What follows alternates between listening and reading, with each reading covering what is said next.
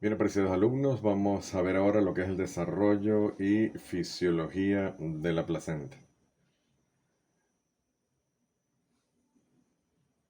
Bueno, los objetivos como tal de este tema, pues tenemos lo que es describir el origen, división y evolución del trofoblasto, conocer el inicio y la importancia de lo que es la circulación uteroplacentaria, la relación decidual y los tipos de deciduo, explicar lo que es la reacción decidual, perdón, describir el corion y las vellosidades coriónicas, y describir lo que es la placenta, sus características y sus funciones.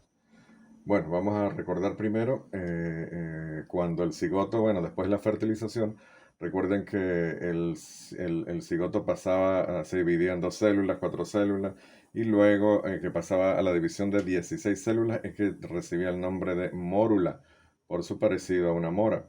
En la etapa de mórula, cuando esa mórula entra a la cavidad uterina, al entrar en la cavidad empieza a ver algunos cambios. Recuerden que la mórula tenía en el centro una agrupación de células, una masa celular que se llamaba masa celular interna, que se ubicaba, digamos, que en el centro de esa mórula, ¿no? En el centro de la célula concentrada, que era la masa celular interna, y hacia los bordes había otra célula que se llamaba masa celular externa.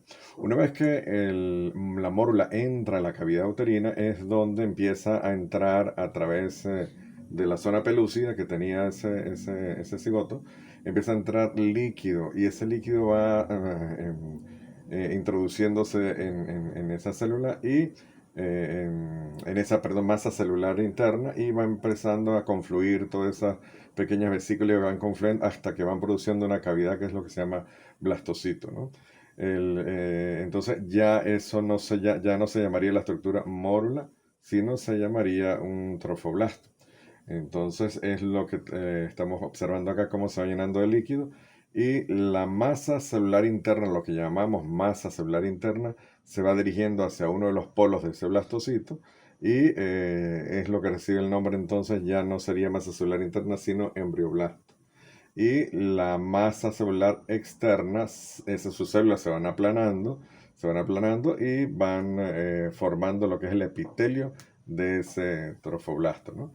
Entonces tendremos aquí esa imagen ya, que es donde se forma el embrioblasto y hacia los bordes de ese trofoblasto se formaría el epitelio trofoblástico.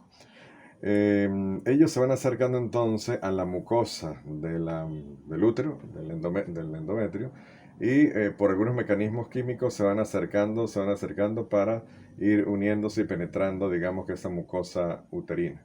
En realidad hay unas sustancias que son las encargadas de producir ese acercamiento. Hay una sustancia que se llama selectina, L-selectina. La L-selectina tiene la capacidad de ir acercándose, digamos, hacia la mucosa uterina. Y la mucosa uterina también tiene unas moléculas, unas sustancias que van atrayendo, captando esos trofoblastos. Al acercarse a ella, a ver esa captación, empieza a penetrar parte de la superficie del trofoblasto que está en contacto con el embrioblasto, es la que va a empezar a penetrar hacia la mucosa uterina y se empieza a formar entonces lo que es el esbozo del sincitio trofoblasto o sincicio trofoblasto. Y van penetrando parte del trofoblasto que está en contacto con el embrioblasto, ¿sí?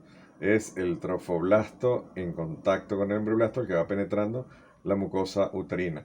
Y a través de otras moléculas, él va penetrando y va invadiendo esa mucosa uterina y es donde va a empezar como tal el proceso de implantación. Esto se inicia ya lo que al final del sexto, al final digamos de lo que es el sexto día. Entonces, en resumen, la implantación como tal se lleva a cabo a través de un proceso combinado entre la sustancia que produce el trofoblasto y las que también presenta el endometrio, ¿no? Lo que es las selectinas y también van haciendo que se produzca esa implantación como tal, esa penetración del sincitio trofoblasto al endometrio. Bueno, vamos a ver lo que es la placenta. Sabemos que es un órgano transitorio porque solamente pues, tiene su acción durante el embarazo, durante la gestación, y que es pues, eliminado también al momento después del parto, pues que se produce la salida de la placenta del endometrio del cuerpo uterino. Está compuesto por tejidos tanto materno como embrionario, por lo tanto, pues tiene genotipos diferentes. Tiene aspecto discoide y mide entre 15 a 20 centímetros. Y su peso también está más o menos alrededor de los 500 gramos. En algunos casos se habla de hasta 800 gramos, pero en promedio 500 a 600 gramos al momento del nacimiento. El cordón umbilical está inserto por lo general en la parte central de la placenta, en su cara fetal. Más adelante, cuando veamos, podemos apreciar lo que son inserciones pues no comunes del cordón umbilical en la placenta, pero por lo general debería estar en la parte central de la placenta.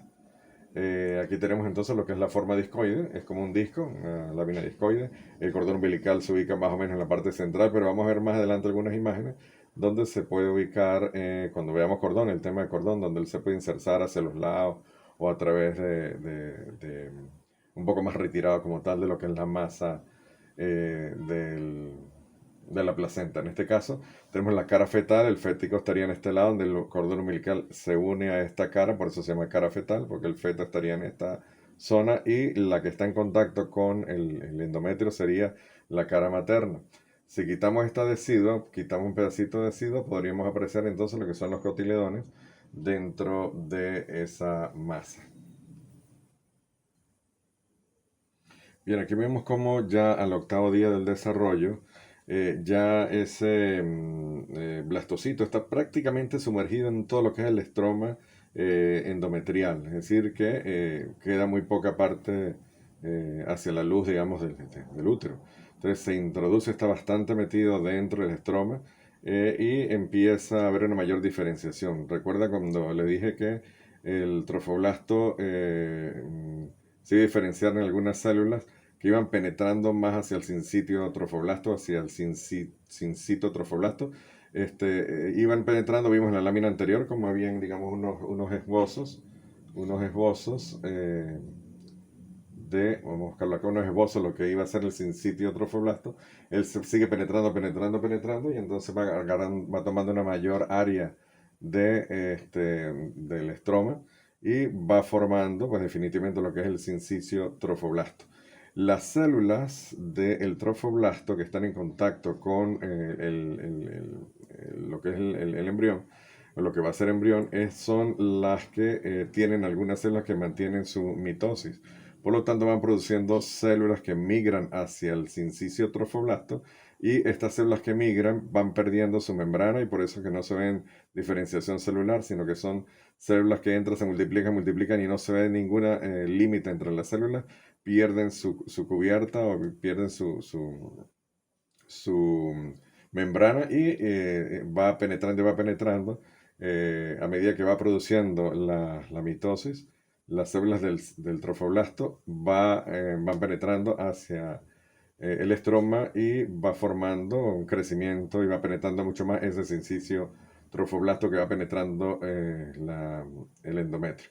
A medida que van penetrando, las células o las glándulas que están en ese endometrio, las glándulas tortuosas, van produciendo mucho moco y van produciendo lípidos, y va formando que toda esa zona detrás, digamos, del embrioblasto se va edematizando, ¿no? Se va llenando como de líquido, se va formando una zona más llena inclusive de moco en toda su zona, empieza a haber más irrigación en la zona, y es lo que se llama reacción decidual.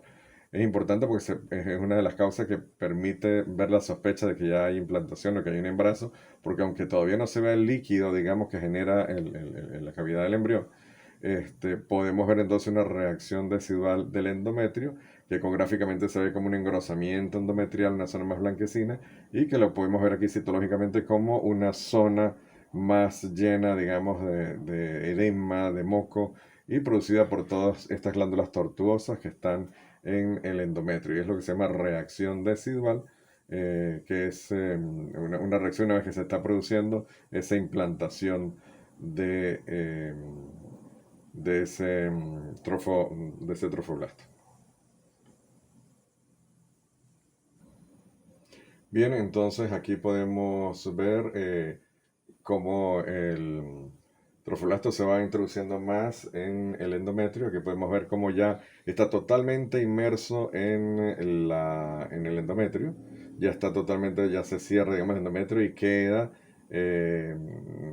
introducido, inmerso completamente el trofoblasto queda inmerso en ese endometrio.